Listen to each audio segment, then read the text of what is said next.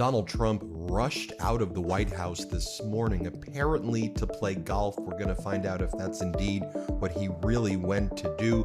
But then he started posting memes talking about what he's now referring to as the Department of War invading Chicago. He's making no illusions about what he intends to do here. It's a meme of him with helicopters. He calls it Chipocalypse now, like apocalypse now. And it looks like the helicopters are attacking Chicago. And then Donald Trump writes, "I love the smell of deportations in the morning. Chicago is about to find out why it's called the Department of War." So while in China you have Xi Jinping with Vladimir Putin, Kim Jong-un, and Prime Minister Modi of India, and of course Prime Minister Modi of India no longer being allied with the United States after Donald Trump has continuously attacked India because Modi would not agree to say that Donald Trump solved the India and Pakistan war, which Donald Trump didn't do, and would not nominate Donald Trump for a Nobel Peace Prize. So Trump imposed 50% tariffs on India and trying to destroy India. While they're united in China, Donald Trump is posting memes about invading states in the United States of America. Utterly despicable stuff right there.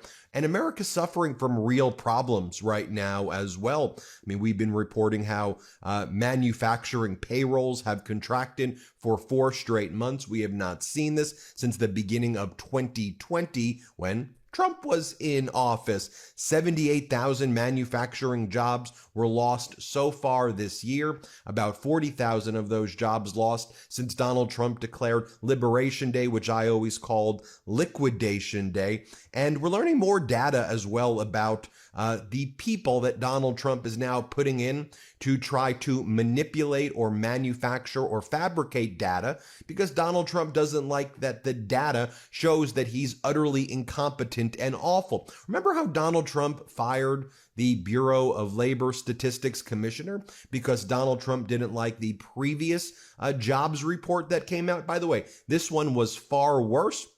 Well, now Donald Trump is saying we will not get good jobs reports or good economic data. He literally said this.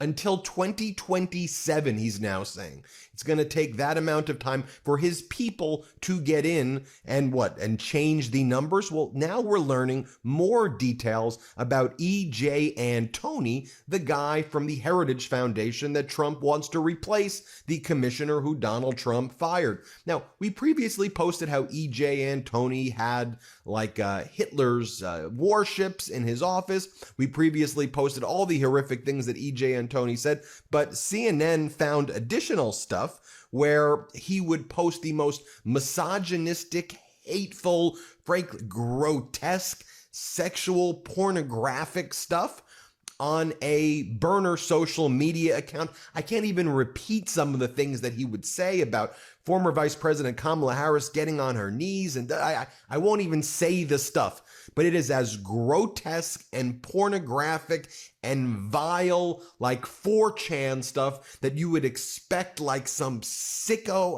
hope you wouldn't expect it at all, but like some sicko, deranged, psychotic human being. And he would post this over and over again, but he's the guy that the MAGA Republicans want to now run the Bureau of Labor Statistics.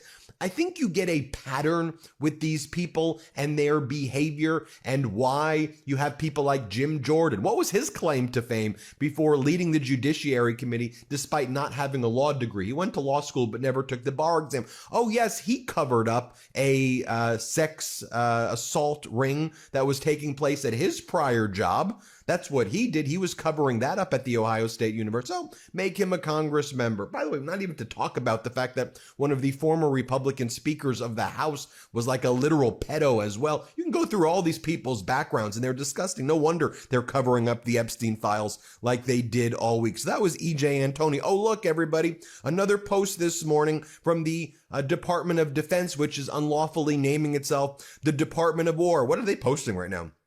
Oh, it's a photo of Pete Hegseth shooting, and it says, a warrior, a leader, a patriot, your Secretary of War, Pete Hegseth, the former freaking Fox News Weekend host. Oh, but wait a minute. They just, as I was recording this, they just deleted it. They deleted the video that falsely claimed that he was awarded a Bronze Star Medal for valor. Hegseth was awarded 2 Bronze Star medals for meritorious service, but not for acts of heroism in combat. Great work, Secretary of War. I mean, so freaking stupid. I mean, do they realize how weak they're making the United States look? Because they absolutely should. Oh, and by the way, while all of this is going on, Donald Trump is attacking our military and saying we went so woke after World War II. Here, play this clip. We won World War I, World War II, everything in between and everything in front of it. It was called Department of War. And then we went woke after the Second World War. No, I think during these times as well, it is critical that we understand the way a manipulation of the media is taking place. So one of the tools that I use, it's called Ground News. So watch this, for example. So this was a major story reported at the end of this week and today. Lots of outlets are covering it. How Donald Trump is weaponizing the government in his second term to settle personal scores. I mean, just one example that I'm giving, though, on the tariff front, how he gives exemptions and withholds exemptions based on how you suck up to him. But think about the example I even gave with India.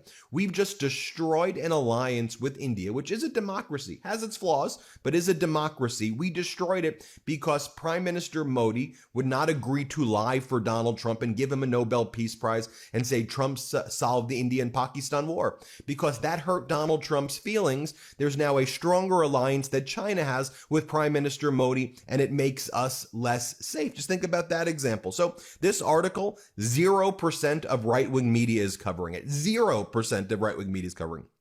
How about this story?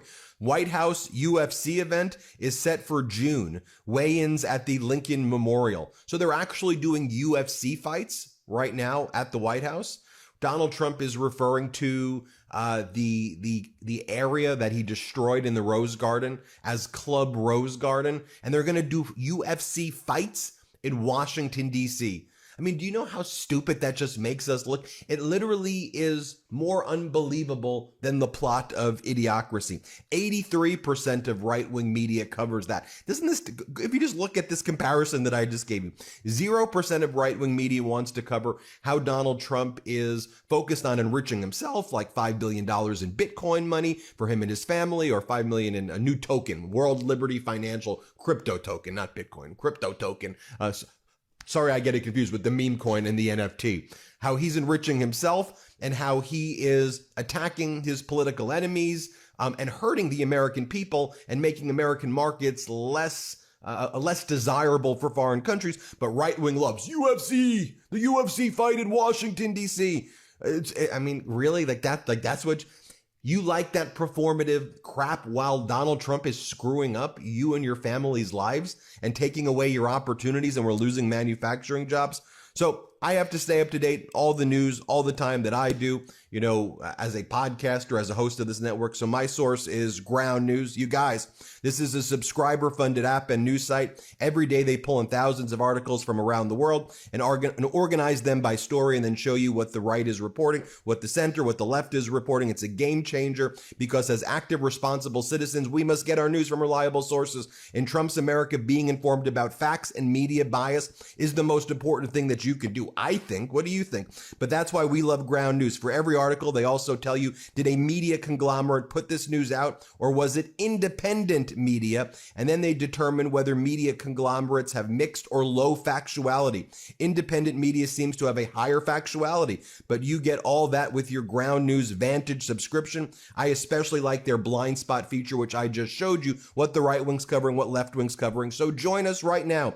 Go to ground.news/MTN, get 40% off the Ground News Vantage plan that I use every morning when I'm doing this video. That's ground.news/MTN, get 40% off the Vantage plan I use. They're subscriber funded. By subscribing, you're not only getting a tool we all need today, you're also supporting our work here on this YouTube channel. That's GRUND.news/MTN, ground.news/MTN. We pin the link to purchase your subscription below. Check it out. Now, what else is the White House posting as well? photos of Donald Trump, memes, alligator, Alcatraz, Donald Trump and alligators, as they mock the idea of migrants getting their bodies eaten and ripped to shreds by alligators, which I think is utterly a disgusting thing to happen and to be posting. By the way, Connor Lamb, who freaking should have been the senator in Pennsylvania of the Commonwealth, the Democrat, in my view. Anyway, he wrote a post today on Midas Touch about the illegal boat strike in Venezuela. He's a Marine officer, a former prosecutor as well. He goes, I was taught in the Marines that the law was about discipline and leading by example. America is safer in a world where the rule of law means something. Remember, Donald Trump posted the video this week and said that he had killed, he said he killed Tren de Aragua, but when he showed the video, it looked like a tiny little 16-foot to 24-footer fishing boat. It didn't even look like 11 people were on there. It was in Venezuela's territorial waters. It was outside the territorial waters of the United States. The boat didn't look like it even had the fuel capacity to get to the United States.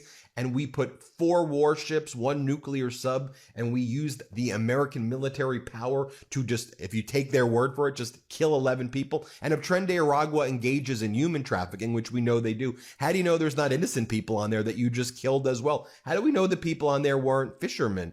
Why haven't they released any information about it? Why did Marco Rubio say first this boat was going to Trinidad, and then they lied and said it was going to the United States of America? Connor Lamb says, the strike could never satisfy the legal principle of military necessity. If we knew enough to know there was illegal drugs on this boat, how could the strike be necessary, since we could so easily convict these people in court? And we don't sentence drug dealers to death. Drug trafficking is sophisticated and complex. Serious investigators allow you to move up the chain. Here, the chain dies with the 11 people on the boat. So we took out cocaine, not even fentanyl that causes most overdoses, with no idea where it came from. Fail. It wasn't even there's no even accusation that it was fentanyl. If this is allowed, what else? Could a future Democratic president assassinate people on the high seas for the massive wage theft that goes on, thereby suppressing the demand for American crews and fair wages? Could they have killed Epstein on his yacht? Of course not. What the hell is going on here in the United States of America right now? But with all of this going on, what's Donald Trump focused on as well? You have Donald Trump talking about grass, the life of grass. He goes, grass? It lives 4 lives, everybody. This is what he said outside the White House in an area of concrete that he's calling a club. Here, play this clip. We're going to fix the roads. We're going to fix the medians. We're going to clean up the place. We're going to put new grass in all the parks. You know, you don't know this. Grass has a life. You know that, Mike? Grass has a life like we have a life. It's so long. Guess what? It expired about 40 years ago in these parks. There's no grass on half of them. We're going to regrass them with the best guys in the country. We're going to grass them by people that do Augusta in Georgia, people that do the great golf courses of the world. We're going to have the most beautiful parks. We're going to fix the curbs. I noticed some of your curbs are broken. You know why? They're hitting them with a hammer so they can pick it up and throw it at the police. But not anymore. They're not. Not anymore. And here was Donald Trump saying that we are not going to have good economic data, not just this year, not just next year, but we're not going to have good economic data until 2027. Why 2027? So he can make up the next thing in 2027 to blame, oh, it's the Democrats' fault why the economy. The Democrats came into Congress. I had a golden age. And then the Democrats screwed it up. It was Jerome Powell's fault. It was too late, Powell. He screwed it up. Anyway, here, play this clip of Donald Trump saying that. Percent GDP, and now I'm hearing 3.2% and 3.5% and all. And our big year won't be really next year. I think it'll be the year after, because when these plants start opening up. And that's where we're at right now, folks. We'll keep you posted every step of the way here at the Midas Touch Network. As always, hit subscribe. Thanks, Ground News. And check out MidasPlus.com as well. Have a great day. New Midas merch drop. Check out the latest pro-democracy sticker packs, t-shirts, hats, sweatshirts, and more. All at store.MidasTouch.com.